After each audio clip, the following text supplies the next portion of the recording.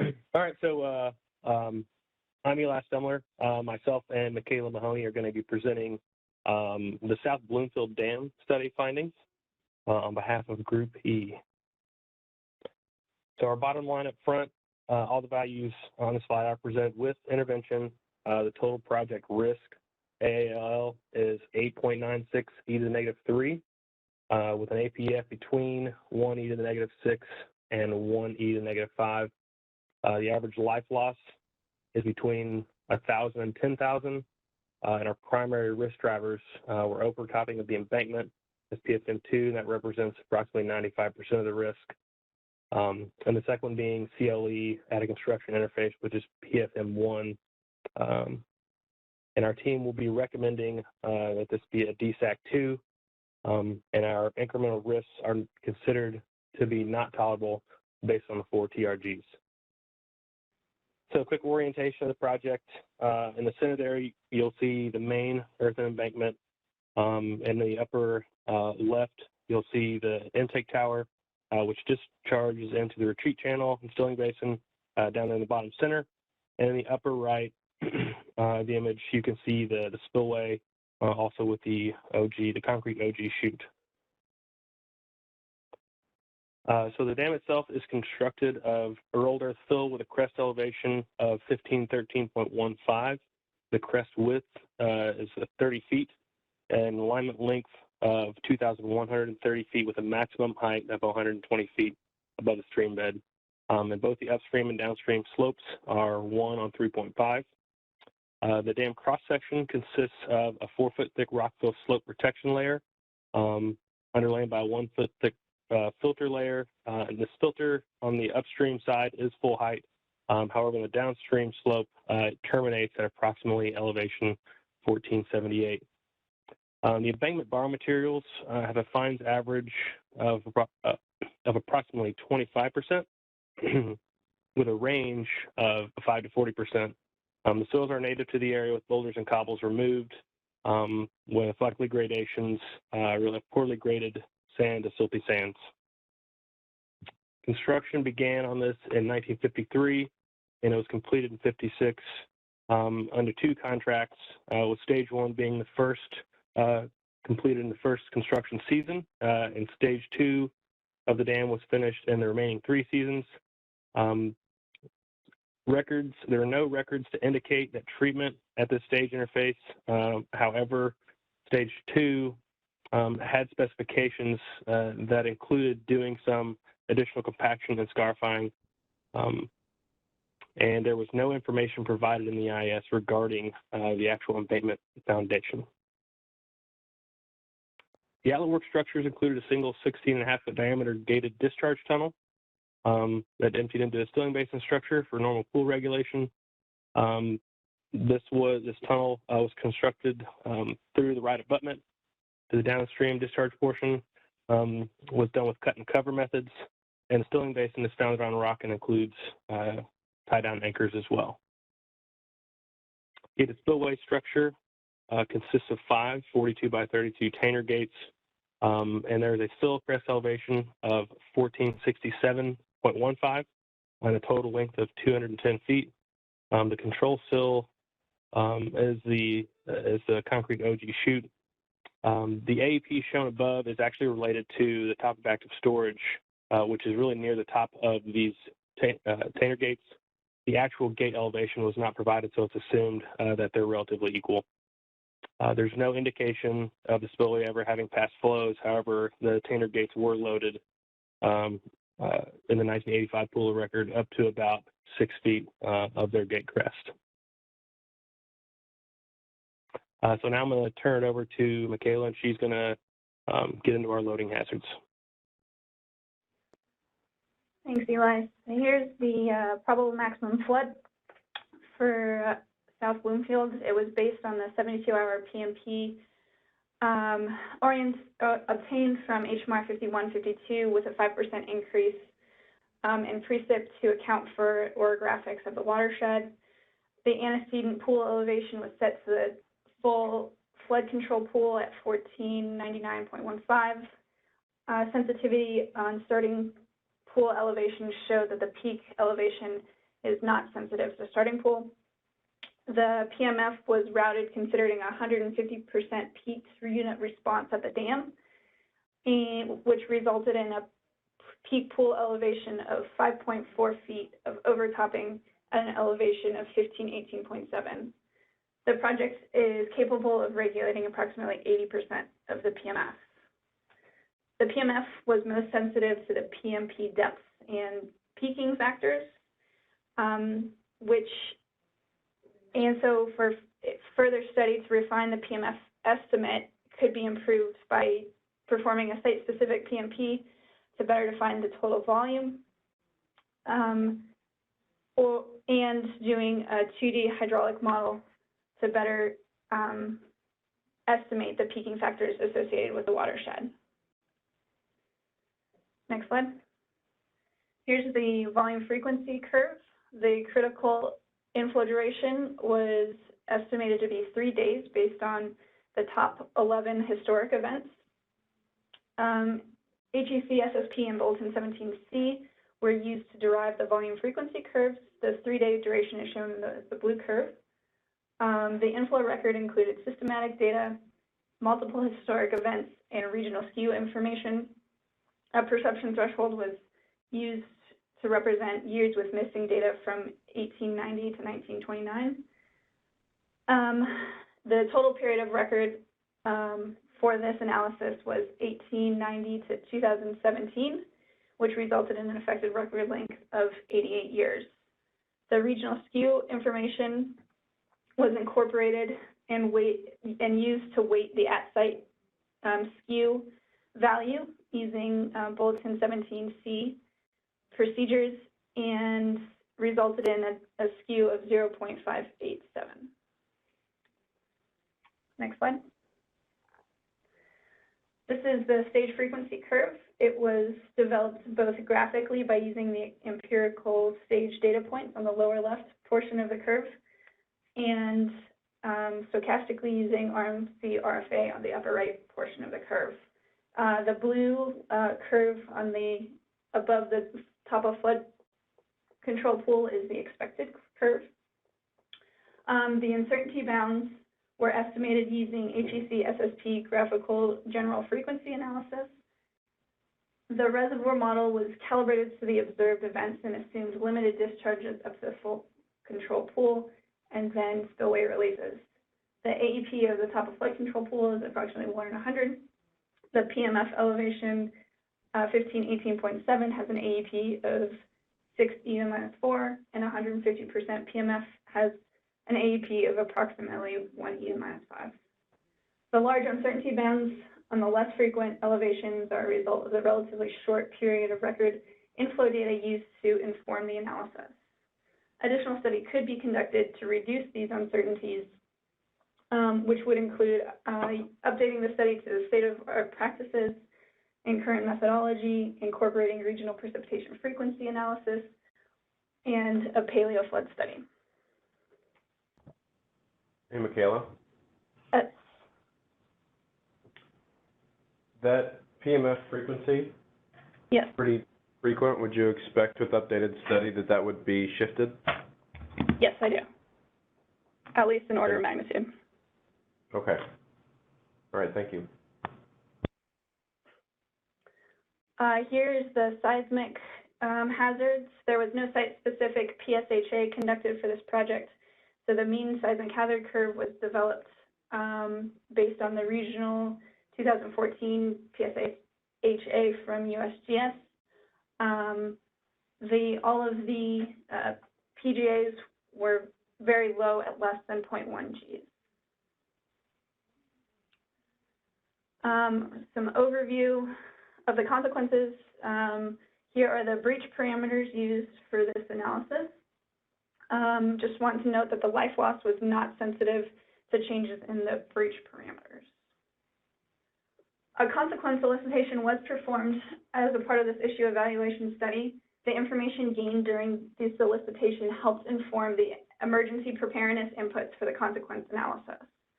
Regarding the hazard communication delay, the cities and counties that were interviewed during the consequence elicitation stated that they would seek to verify the threat with the Corps and State Emergency Management Center, and noted that all key players would be in the Emergency Operations Center and or in constant contact with local, state, and federal agencies.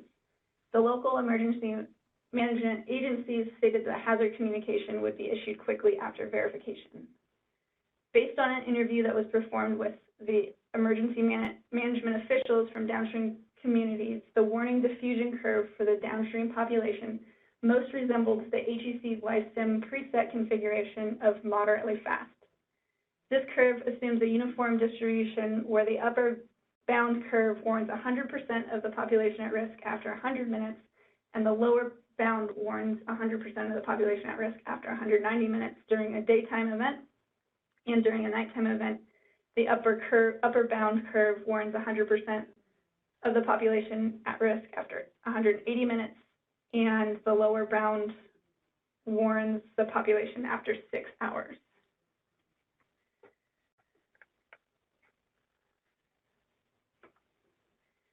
So here are the consequences from the modeling results showing the minimal warning scenario across all 4 modeled loading conditions, both with and without breach. The daytime population at risk exceeds the nighttime par, in large part due to the schools located in the downstream communities. The median life loss is greatest in a sunny daytime scenario where the population is generally going about their normal daily activities within the impacted communities. The max high and intermediate high scenario antecedent flooding, in these scenarios, the antecedent flooding and associated warnings or evacuation orders would have already been issued prior to breach, resulting in the possibility of some of the population no longer being impacted in the areas at the time of breach.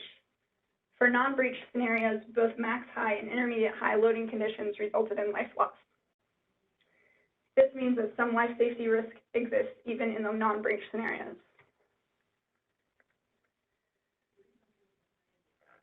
Incremental consequences shown on this slide are equal to the breach consequences minus the non-breach consequences from the previous slide. The median incremental life loss is greatest in the sunny day top of active storage breach at 3,913.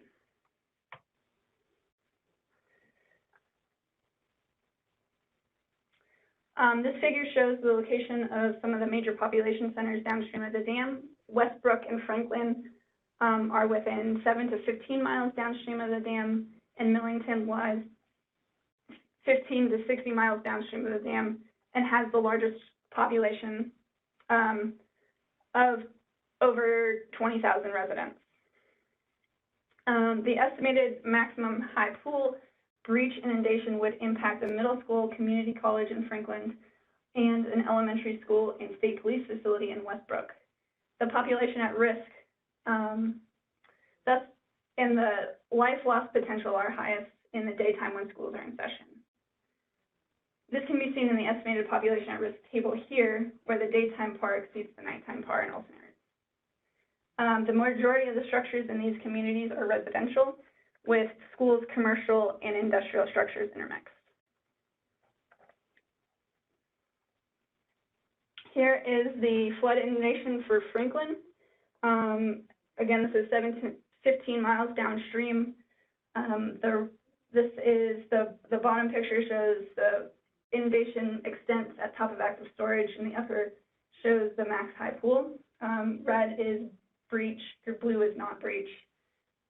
And the green dots show the location of the schools that I mentioned earlier. Considering a top of active storage breach during the day and minimal warning scenarios, Franklin and Westbrook and shown here, and Westbrook and Millington further downstream all receive inundation depths greater than 15 feet in many areas. The arrival time of the flooding for areas immediately downstream of the dam are relatively rapid, while further downstream arrival times are within a few hours. And inundation depths of 2 feet reach these consequence centers in less than 5 hours. Here are the inundation extents for Millington. More than half the life loss for all the scenarios occur in Millington, and it's where most of the property damage occurs. The mobilization curve sample was the driver of the life loss in all modeled scenarios, and the time at which the hazard was identified also had some impact for the minimal warning scenarios. This is because of the short flood wave arrival time. Most of the PAR receives a warning, but do not have sufficient time or get caught in the roadways while evacuating. In addition, the minimal warning discussed on the previous slide, life loss estimates were calculated for ample warning, which assumes a warning time of 2 to 6 hours prior to the breach. Regardless of the warning time assumed, arrival times are very quick, with the largest downstream population centers receiving 2 feet of inundation in 5 hours or less. With many of the limited evacuation routes inundated by spillway releases at intermediate high and max high pool loading, the population at risk does not mobilize during, if the population at risk does not mobilize during the initial warnings, it will likely be unable to evacuate once the breach occurs.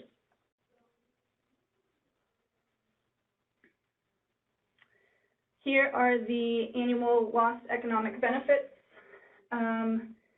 The total annual lost benefits are estimated to be just under $35 million based on a combination of water supply, flood risk management, and recreational benefits.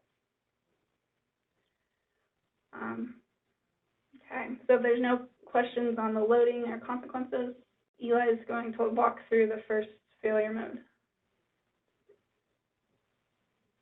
Michaela?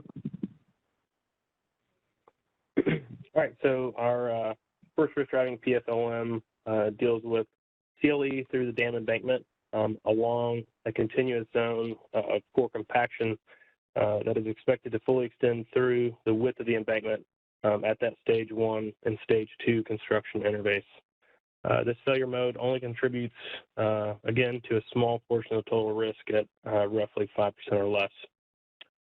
So some things to note: the assumed flaw length is considerably long, just over 300 feet.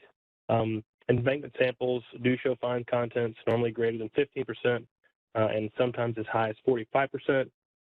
There is a presence of that 1 foot thick filter under the downstream shell. However, the filter gradation does not meet modern no erosion filter criterion. And the report concluded that continuing erosion is unlikely to be, it concluded that continuing erosion is expected to be unlikely. With the assumption of the presence of the crack, excess shear equations were used to evaluate initiation under a range of loadings up to the dam crest elevation. The best estimate critical shear value used was 0.025 PSF, and this is expected to be exceeded at pool elevations above 1488.7. So looking a little closer at the event tree here, again, the sensitivity analysis to the pool elevations was elicited actually at several pool elevations all the way up to the dam crest.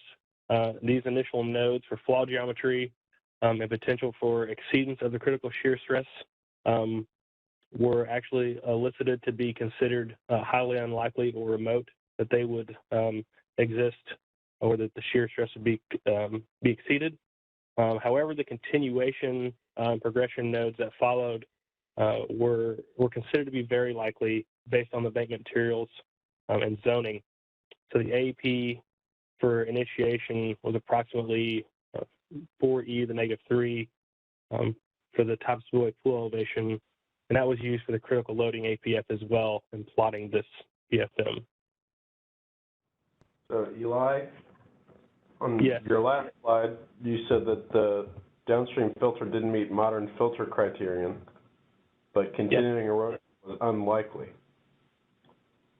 And then on the next slide, one, you don't have anything calling out anything for continuation, but I thought I heard you say that continuation was very likely. So the node 3 continuation actually, so that was, if you were to look at the elicitation breakdown, nodes 1 and 2 were were very low or unlikely. And then when you got to 3, that was kind of where things were all over the place, but more leaning towards that an unfiltered exit would not be, it wouldn't likely happen. It was more on the less likely. But once you got beyond that, pretty much everything was at 0.99 that it was going to continue up to 4, 5, 6, and 7 that those would happen. So probably maybe I just presented it in a little bit of a confusing way, or should have touched on that point. Okay, thanks. Hey, Eli. This is Greg. I've got a question. So in the report, did they have any foundation report? Did they have talk about the preparation between the stage 1 and stage 2 placement of the embankment? In other words, when they left the first season, did they do any prep work before they started on the second season?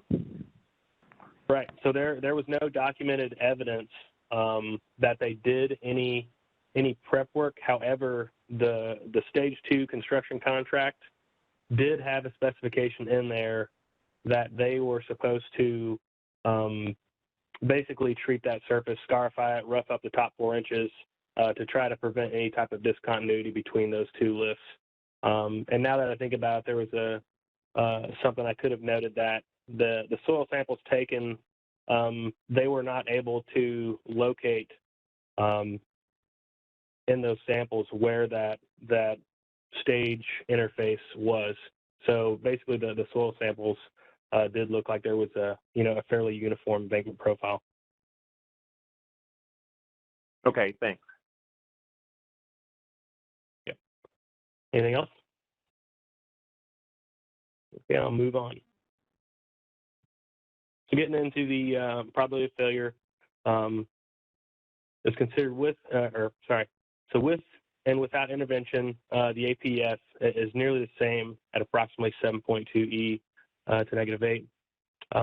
While the presence of the flaw and shear stress exceedance were considered to be remote, the embankment composition led the team to conclude that progression and continuation were virtually certain. And you can see the system response for this PFM was ultimately between 3.96 E to -6 and 1.71 E to -5 for those upper pool elevations. And intervention is not expected to provide any type of reduction to the system response, largely due to the likelihood of flaw concealment, the location of the flaw to be able to do the repair, and the rapid progression time once the failure mode initiated. And so the big uncertainties here again are really related to the presence of that fully formed crack existing at that construction stage interface. And again, the second one was the likelihood of that initiation or exceeding that shear stress. And that's mainly because the shear stress estimate that they used were quite conservative. They used the lower bound. So it's expected that it would take a much higher pool elevation than considered to actually create the initiation for this. Can you explain why probability of an unfiltered exit is a major uncertainty?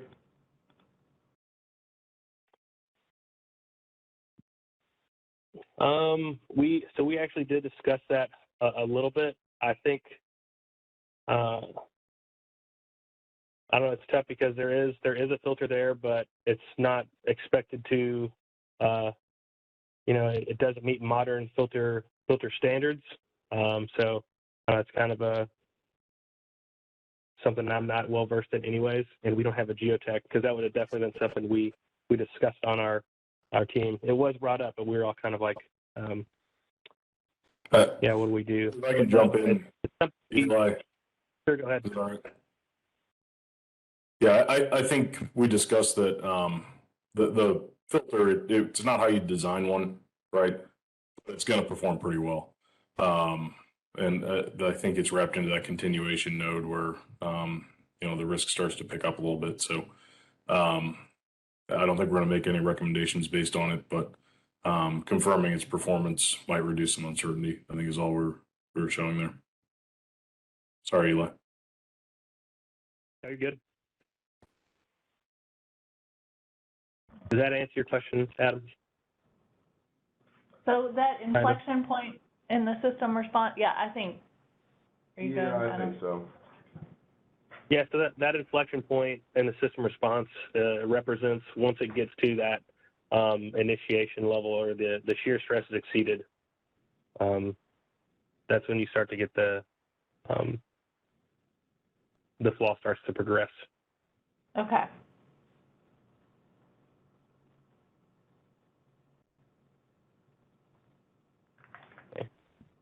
Okay, so move on. So estimated average life loss is expected to be between 1,000 and 10,000. Several scenarios were ran to capture both day and night, along with and without the ample warning times. And even with well-prepared EMAs, the imminent hazard time is similar to the time it takes to breach. So the population at risk will be unable to evacuate the inundation limits effectively.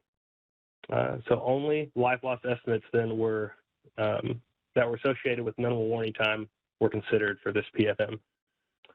The incremental life loss consequences are considerably higher for the top active storage event in contrast to the intermediate high pool and PFM events.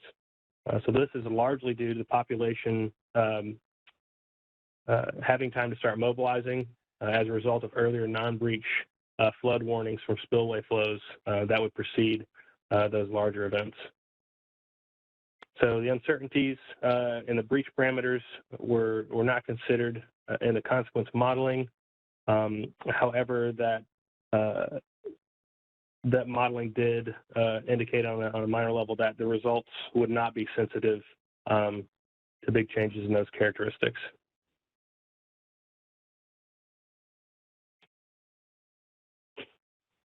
So the average economic cost is expected to be between $200 and $300 million. These impacts are based on damage to the communities within the 60 miles downstream of the project that experience significant inundation depths. And these cost estimates are based on price levels from 2018. And we did not have any sources of uncertainty identified based on the report.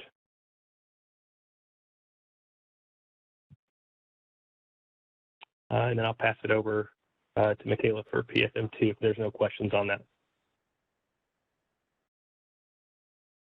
Okay. PFM2 is overtopping of the embankments. This failure mode represents about 95% of the total project risk.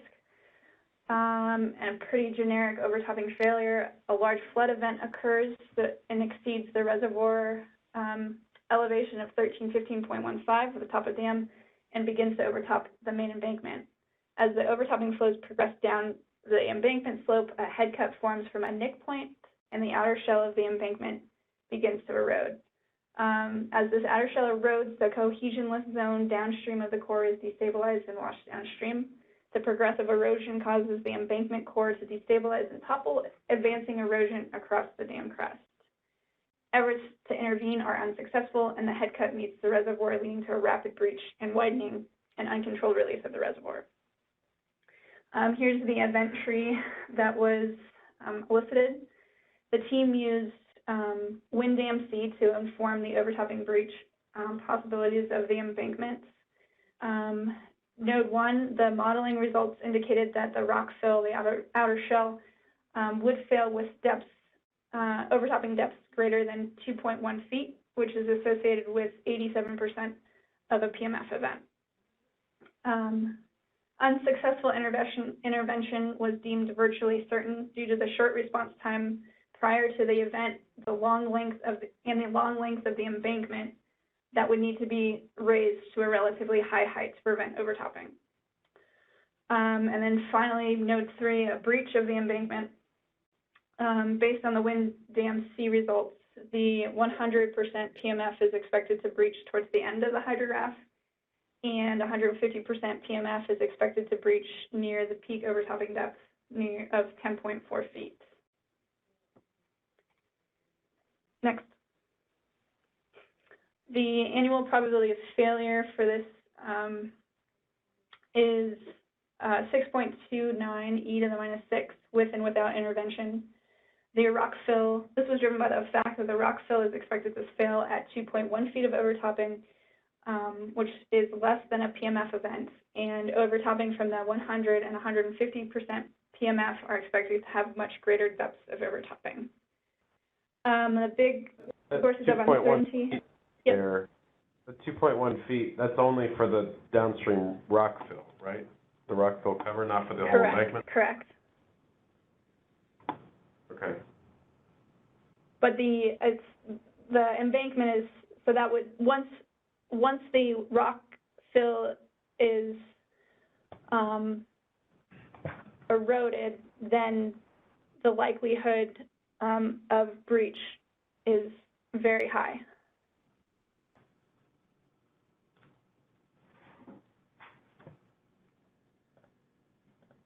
So the big source of uncertainty that we had was the level of study that was associated with developing the PMF and the hydrologic loading curve.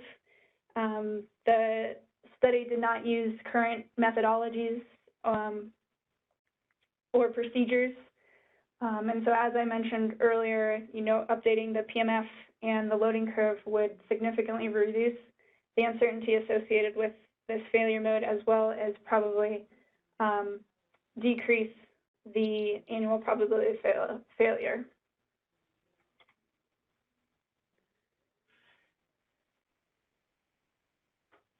Okay, next slide.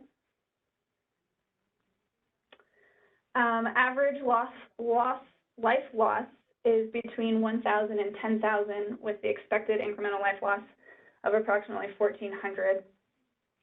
For this scenario, the ample warning scenario was used to estimate the life loss because there would be warnings issued that were associated with spillway flow that would proceed overtopping and breach flows. Similar sources of uncertainty to PFM1. We think that evacuation routes are going to be inundated, and we're not sure how that's going to affect potential evacuations, and then the depths and velocities also. So do you feel like the consequence modeling available adequately characterizes the life loss curve for overtopping? The consequences use a PMF size event, so 100% PMF was evaluated. The 150% would have about 5 extra feet, which could increase the incremental life loss. But overall, I think it captures the PMF event and potential overtopping associated with that.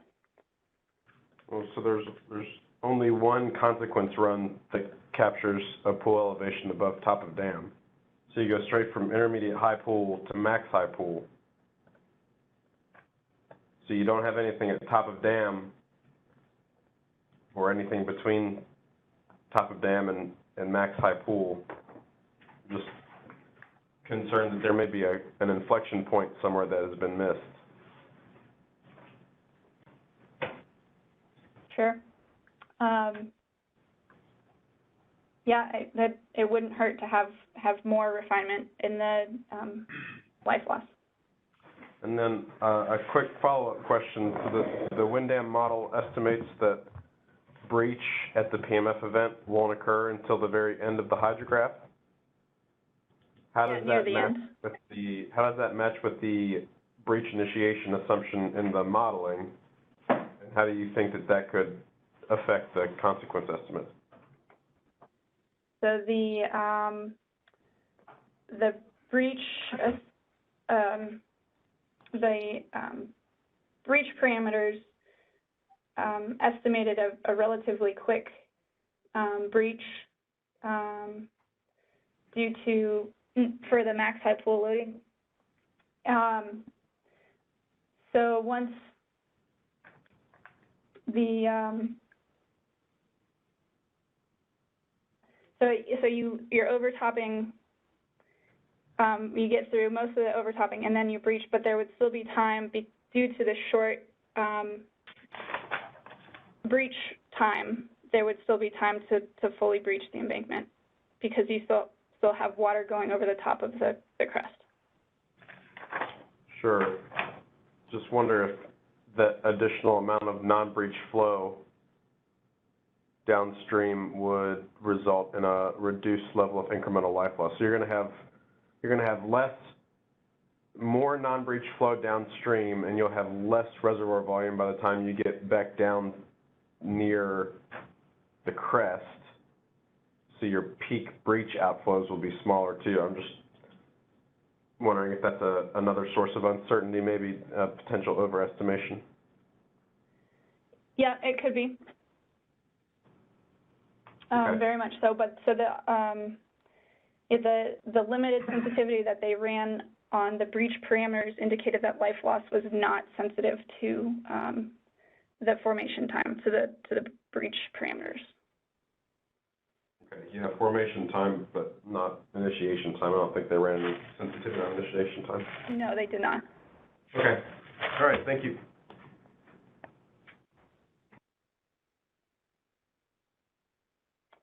Okay, moving on to the economic costs. Basically the same as PFM1, between $200 and $300 million, and just due to the high inundation depths of the downstream communities. Okay, moving on to risk estimates if there's no other questions. Great. I'll go ahead and pick up from here. So societal incremental life safety risks for both PFMs are shown on the left matrix to include the with and without intervention. And you'll note there's little change between where these two plot, primarily due to the expectation of unsuccessful intervention for each PFM being unlikely based on the IES results. The total risk plots approximately one order of magnitude above the acceptable societal guideline.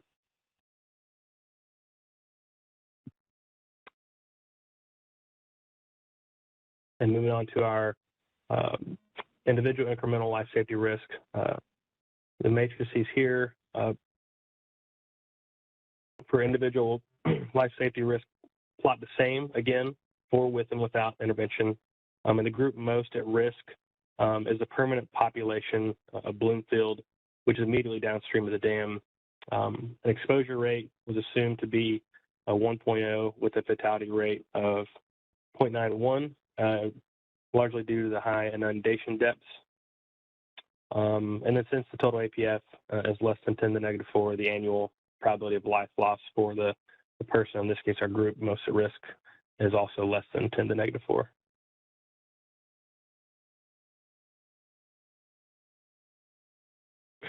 So here's our non-breach life safety risk.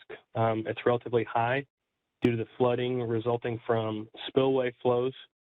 The threshold is somewhere between 1/100 and 1/1000 of the AAP. This represents a large time of that spillway discharge initiation.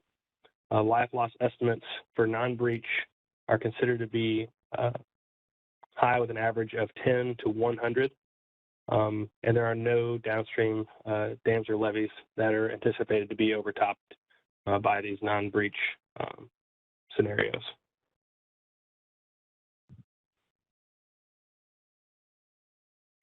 And then here we just have the economic risk matrix, and the data that was on the right was also provided previously.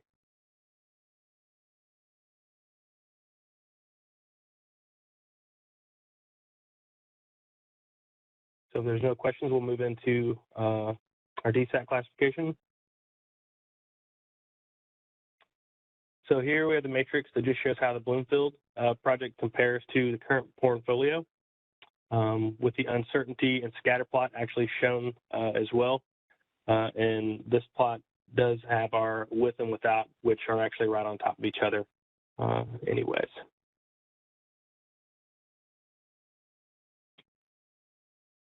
So considering the IES resulted in total risk plotting at approximately 1 order of magnitude above the acceptable societal AALL guideline, along with a large portion of uncertainty, portion of the uncertainty plotting with significant life loss consequences, our team is recommending that this receive a DSAC rating of 2.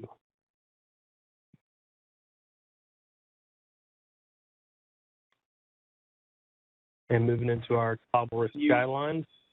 Can you go back to your DSAC portfolio plot for a second? Yes.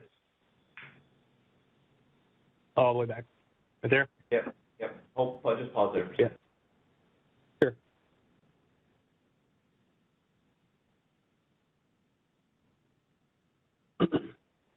So why are you plotting the without intervention on here, even though they're on top of each other? So really, it was just because the thing we had available. If we could have had one just with intervention, we would have plotted it. But all right, right answer. Keep going. Yeah, good answer. Yep, should have been just with. Figured I'd call it out though. Okay, so we're on to tolerable risk guidelines. Is that right? Yep. So TRG1, understanding the risks. So while the individual risks for the project do plot below the TRG, the societal plot is well above the guideline, and it does not beat the societal tolerability. Economic risks are not high enough to have a national impact, and the non-monetary risks are also not high enough to threaten environmental or cultural resources.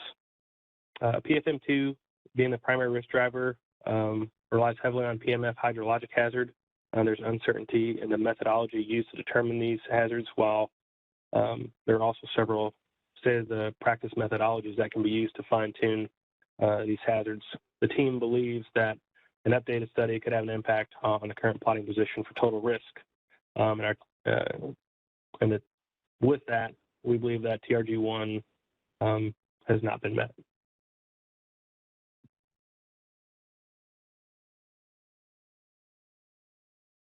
TRG2 focuses on building risk awareness for the project. Tabletop exercises are occur regularly. However, COVID, like many other projects, has impacted this one, canceling the 2021 exercise, and the next one is scheduled for 2023. There is a plan in place to deliver a risk communication plan that includes the results of this IES to the local EMA and the public. But ultimately, the risk communication between the USACE and the public is said to usually not occur.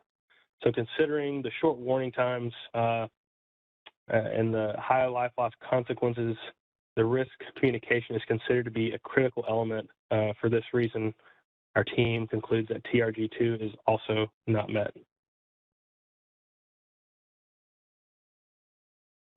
Can I ask a question? Sure. What if consequences? I told him it's actually, may I ask a question? Bart's getting on me about my grammar. Sorry. I'm curious what the team's assessment would have been if consequences didn't play as significant a role. You mentioned consequences and communication of fast arrival times as critical in the evaluation of TRG2 not being met. If that weren't the case, but you still had risk that plotted above the guideline, would that change the team's determination? That is a very interesting question. I would definitely say it would probably reshape our conversation that we had, because, as you said, if the consequences really are largely based on the warning times and the PAR's ability to mobilize. So, yeah, if it were reversed and this wasn't an issue, however, they still didn't communicate. I don't know. A part of me still says that it may not be acceptable, but I understand you could also, I feel that you could also make a case to where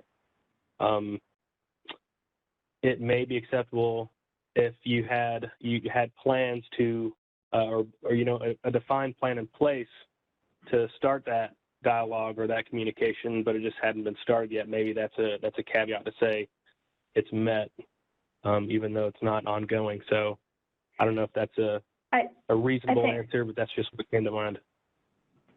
I'm going to say it would still not, I think we would also consider that there's high non-breach life loss associated with this project. So risk communication is key, whether, it's still related to consequences, but we were focusing a lot on the non-breach consequences. How would the team feel if a year from now they put a risk communication plan in place, they've had additional tabletop exercises, and they've had some communication with the EMAs and the public on their as part of the risk communication plan? Would you still feel they haven't met the TRG, or would you feel they had?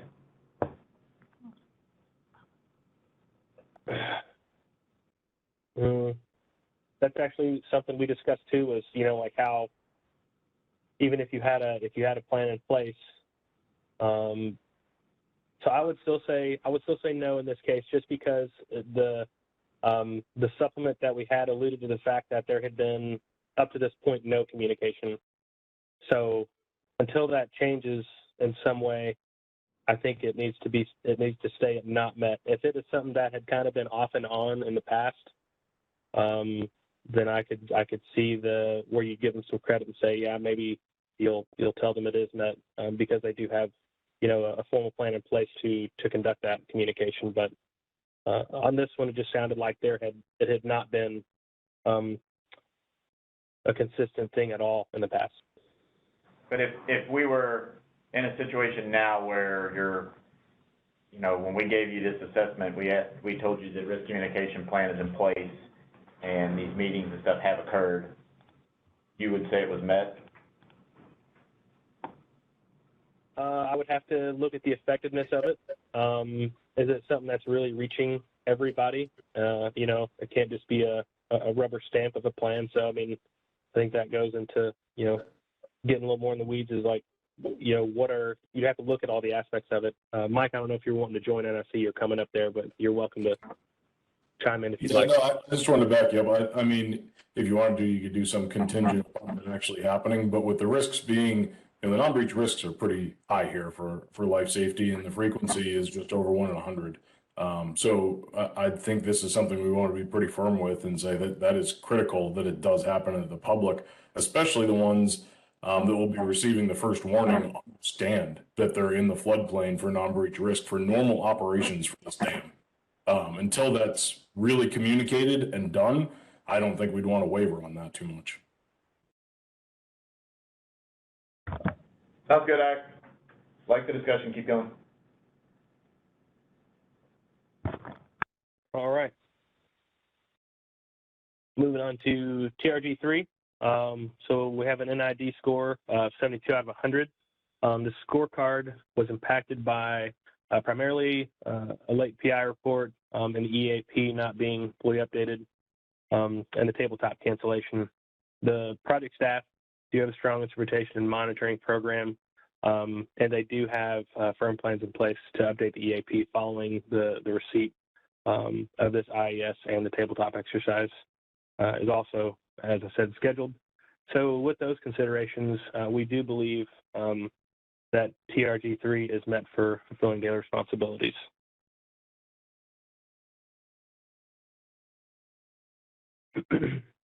And so lastly, TRG4, actions to reduce risk.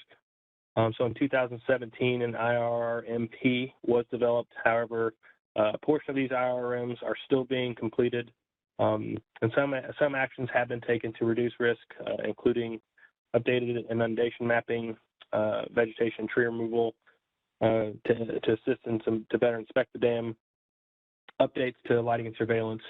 However, there is that still lack of action to increase communication of risk to the public, which again has a critical impact on consequences. And so this has us setting TRG4 as not being met.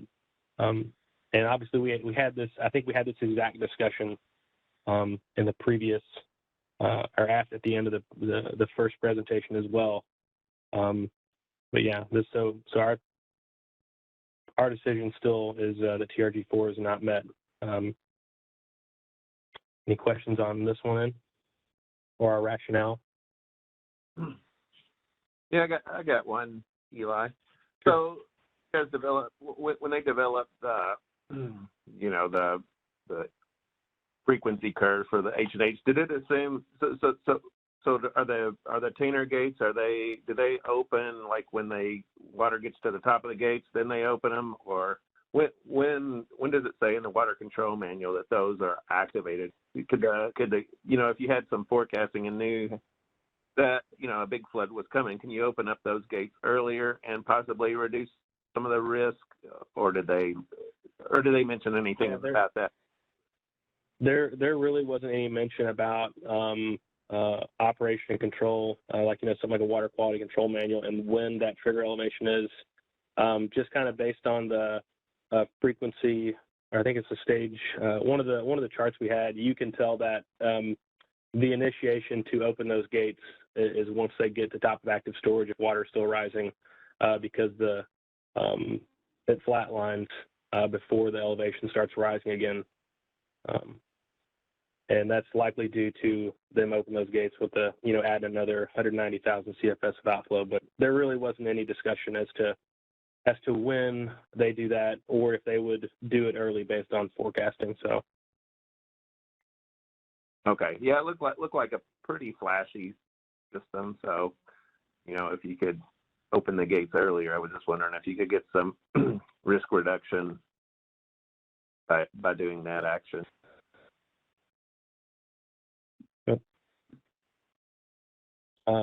Anything else before I move to path forward?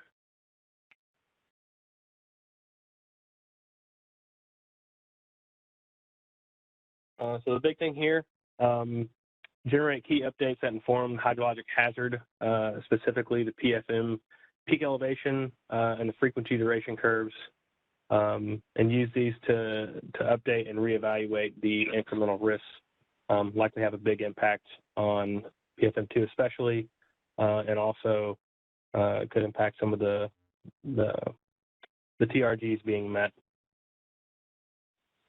And then just what some of these recommendations are in a little more detail. Greg, did you have a question? I saw you light up there. No. Okay. But yeah, I'll let y'all read through our recommendations here. Actually, I got to pull them up. There they are. Sorry, I didn't go to the right all the way.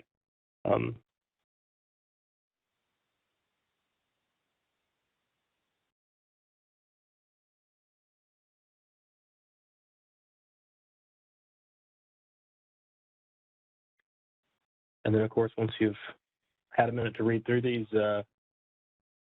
floor's open for questions, comments.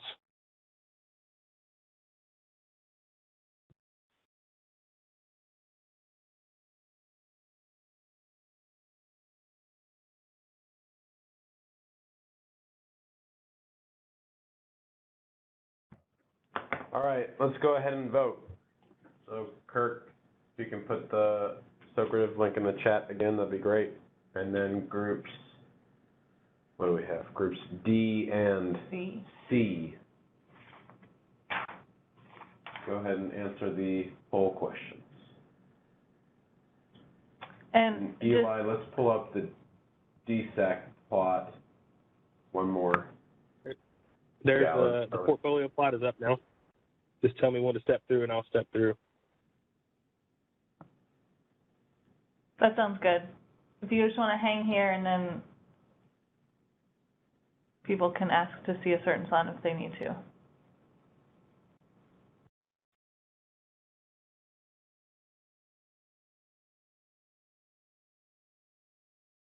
Would you step through the TRGs again? Yes. So here's TRG1. I'll hold for a minute, then I'll move to 2.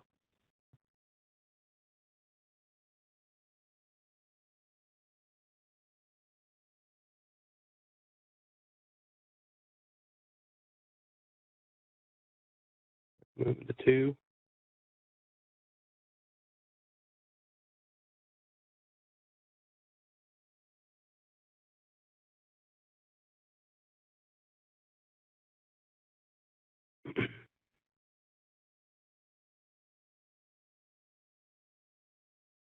Moving on to 3.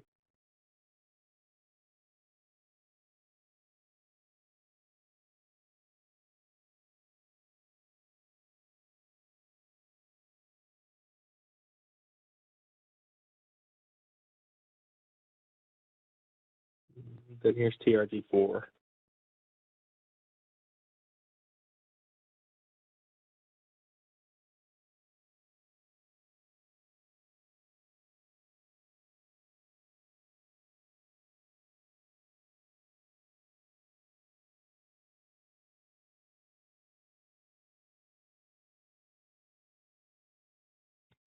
Does anybody want me to go to the recommendations again?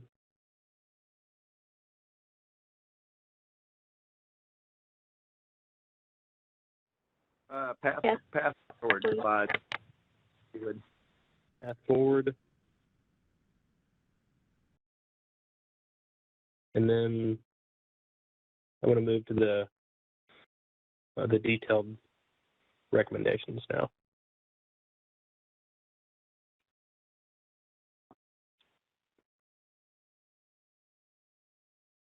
And once again, I don't know how David managed to get his name in there twice, but we had 6 people responding, so everybody's answered all the questions.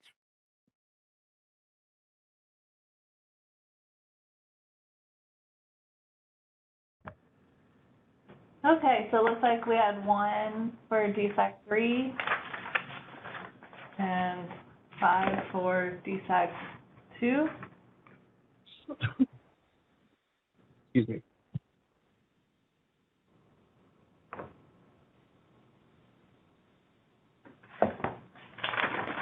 So just as a point of reference, the group yesterday recommended a DSAC 3. They were kind of split on their voting. So not unreasonable to have a DSAC 3 in there. Can you give us a little bit of insight on the DSAC 3? Yeah, I selected DSAC 3. I think the uncertainty was skewed downward, so it fit more into the 3 area than the 2 area, if you consider that skew. And if you look at the comparison to the portfolio, a lot of other dams are 3s in that same area, although there are some 2s in that same area as well. But I thought there was a decent argument for a 3. But I think there's a decent argument for a 2. Okay. Anybody from the DSAC 2 group want to share what was driving your thoughts on that?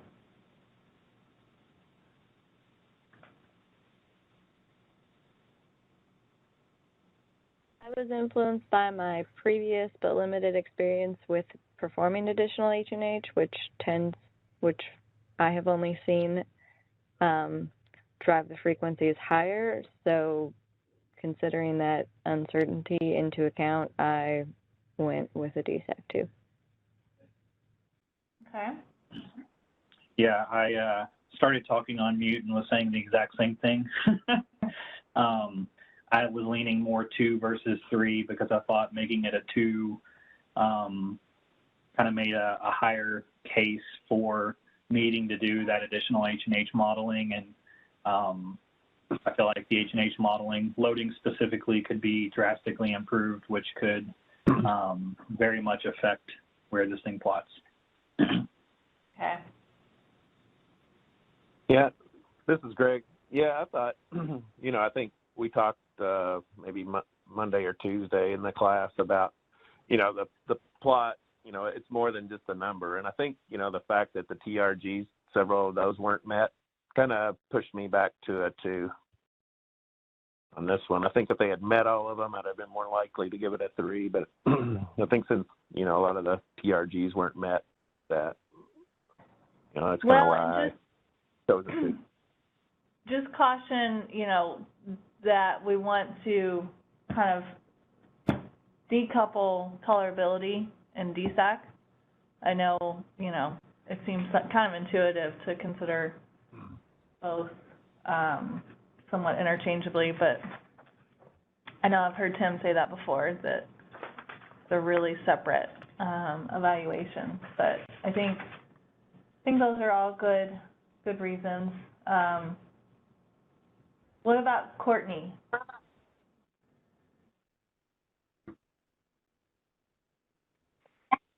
I was in this group, so. Oh, you were in that group. Okay. Yeah. Sorry.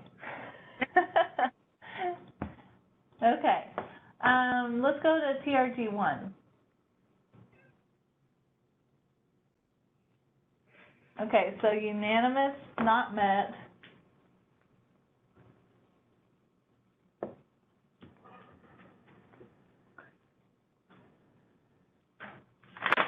Seems pretty straightforward.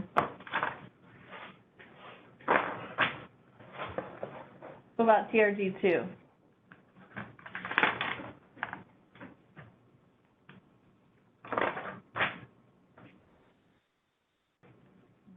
Unanimous, not met. Again. So yesterday, the group recommended that TRG 2 was met. They gave credit because the district was preparing a risk communication plan showing that they were making efforts toward improving their public risk communication and awareness. Does anybody think that that would sway them one way or another?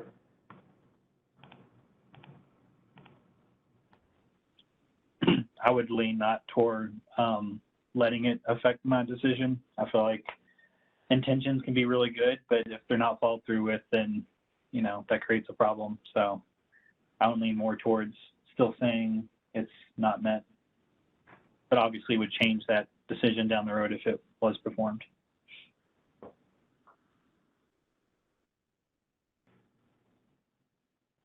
I would say no, without a specific, like, target date. If they, you know, said that it was in reviews and it was going to be issued this date, that would be different than, oh, we're planning to do it.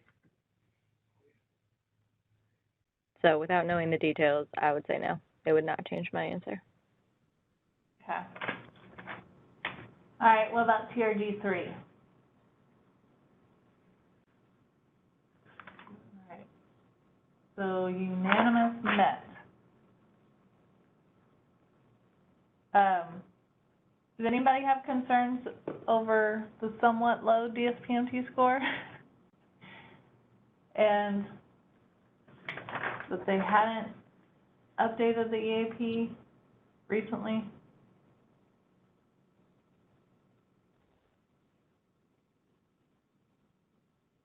And IRMP for that matter.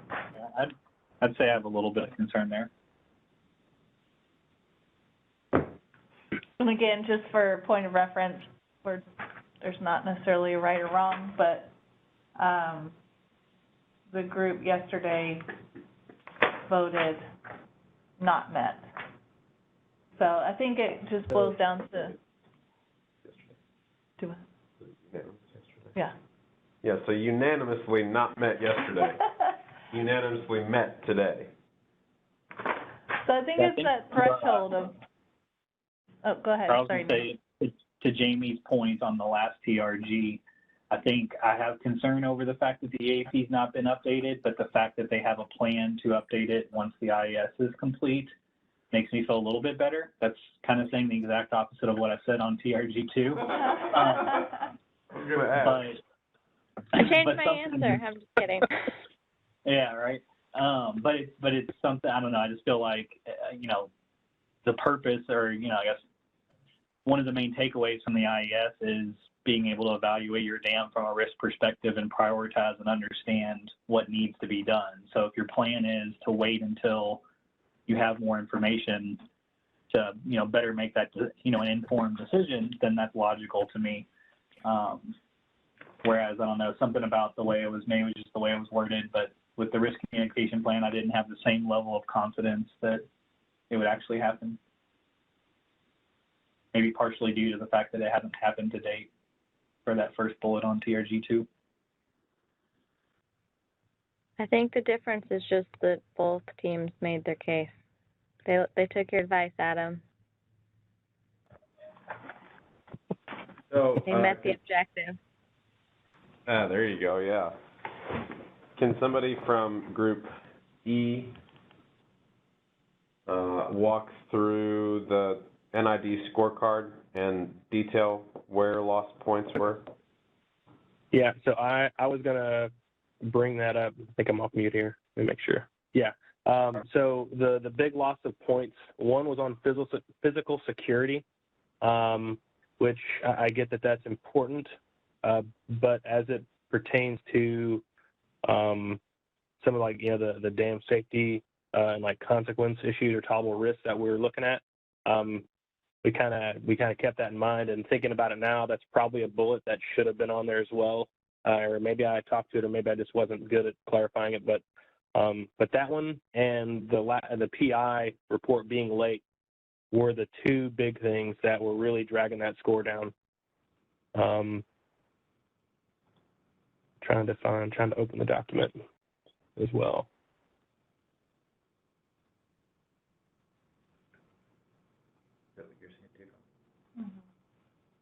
Okay, so I've got it up here.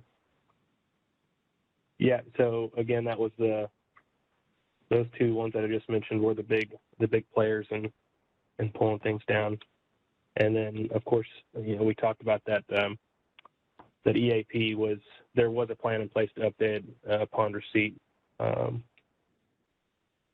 this IES. So probably could have communicated it maybe a little bit more clear as to what the big drivers were in that scorecard. I was probably a little general on it. I don't know if anybody else in my group has any different take on that, but I think that kind of captures how we approached it when we made our decision on this TRG. I think you did a good job, Eli, presenting it. All those points that you just said are bullet points. So When was the EAP last updated? Do we know? I think it was, I want to say, go ahead, Eli. I think like 18 months or something. It's been like a year and a half. 15 months. 15 months. Okay.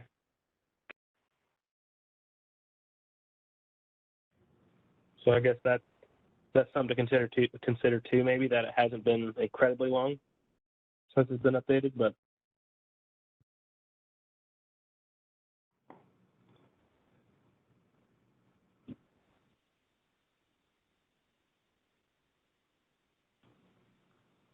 Yeah, so, I mean, either way you spin it, being a responsible dam owner means that we're doing the little things that you talk about, physical security and how it relates to incremental risk. I mean, again, this is one of the reasons why we have to separate tolerability from DSAC and incremental risk evaluation. Is we're evaluating whether we're being responsible dam owners here, and the NID scorecard is a direct representation of how we're doing on our routine O&M items. So a score of 72 is representative of, you know, it's not great. Not great, but it's not terrible. It's not terrible, but it's not great. Kind of a great. So we have to ask ourselves, is that representative of a responsible owner? Do we know how long, how far behind it was? How far behind what? How far behind the PI was? It wasn't submitted on time, but. It is. I don't think it said about the PI, like how far delinquent they were on getting that report. So it didn't say in the document that you got, but the metric is for 90 days. Right. But, you know. So Yeah, so it's a 90 days, and then it's a sliding scale, and it had 6 out of 12 points. I don't know what that means, though. Okay. So 6 points is it's within 121 and 150 days. So that's information, obviously, that you all didn't have, but that's what 6 out of 12 points for that one represents.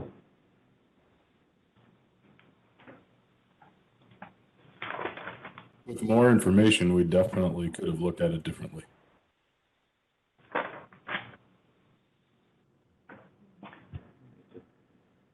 Okay.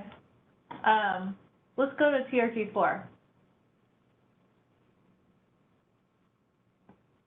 All right, so it looks like we have one that is met.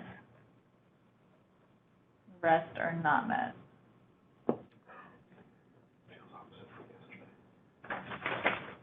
Yeah.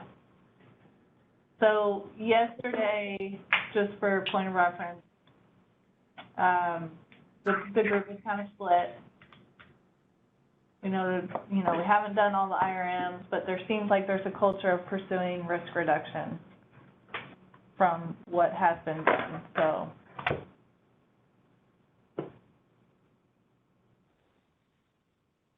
I think I was the Met vote, and that was kind of my thought process, is that in 2017 they had a list of IRMs, and they've been making progress on them and plan to use the results of the IS to kind of move forward with that. So I felt like they were making an effort, and giving them a little bit of credit for that. Okay, makes sense.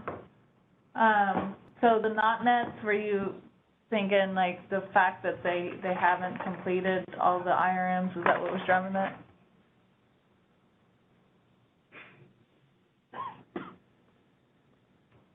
For me, yes.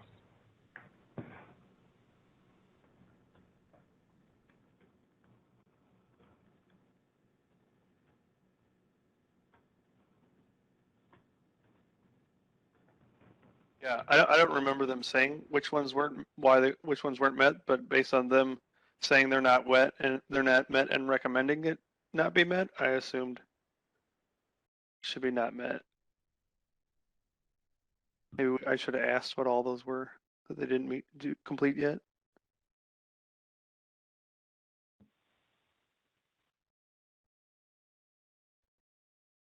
Coming from Group E, we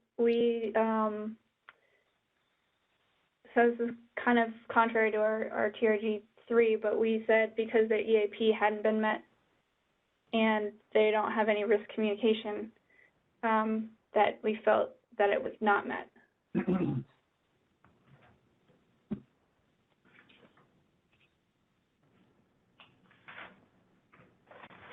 Okay, so the group felt like, say that again, because of the status of the EAP? And just general risk communication associated with non-breach flows. Okay. Or spillway flows.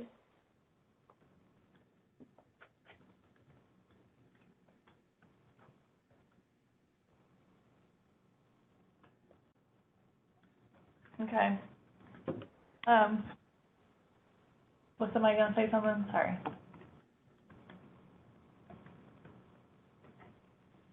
All right, let's go to the path forward.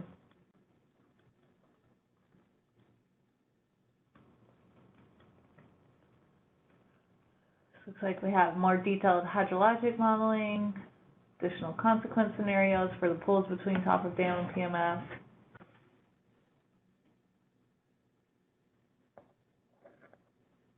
Or H&H.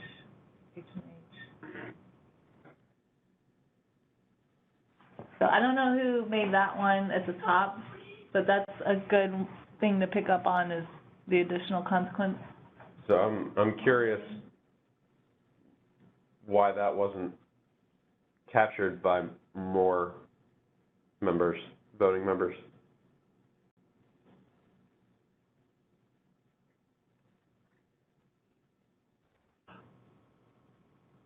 I think it makes sense. I think I was pretty focused on the, vertical spread of the points, and just, I'm the last comment there, but I think the hydrologic loading to me just seemed like there could be a fair, significant amount of work that could be done to change that. And I don't know, I kind of felt like the consequences may, although, we may understand the uncertainty better, wasn't sure that it would necessarily change the answer. Whereas with the hydrologic loading, I feel pretty confident that it could change the answer depending on how it came back.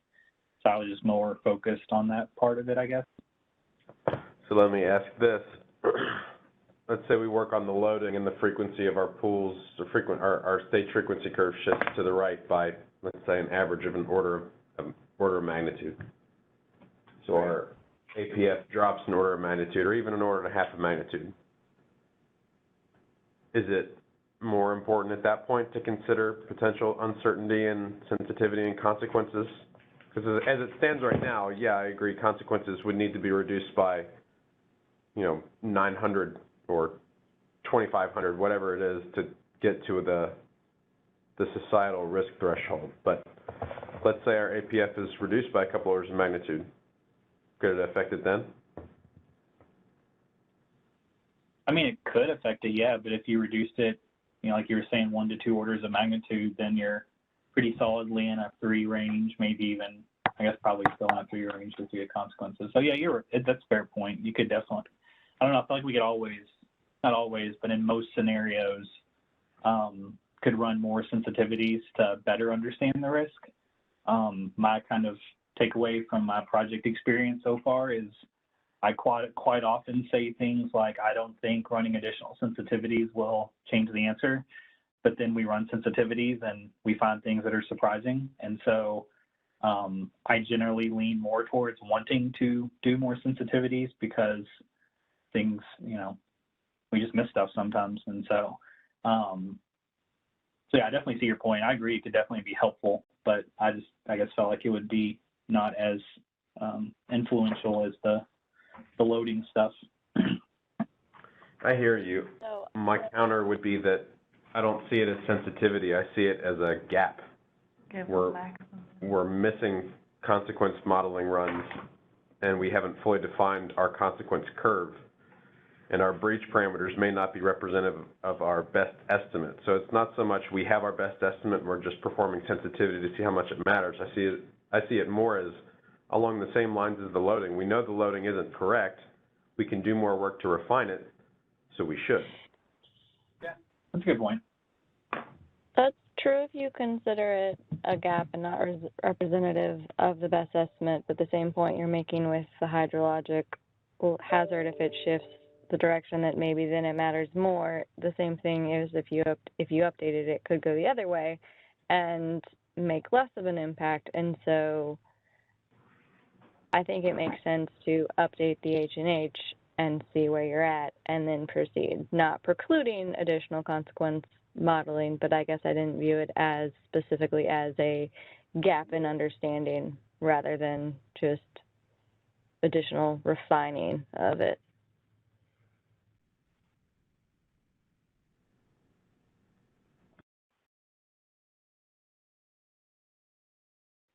I think Adam's just trying to create more work for us H&Hers. That's very true. I think the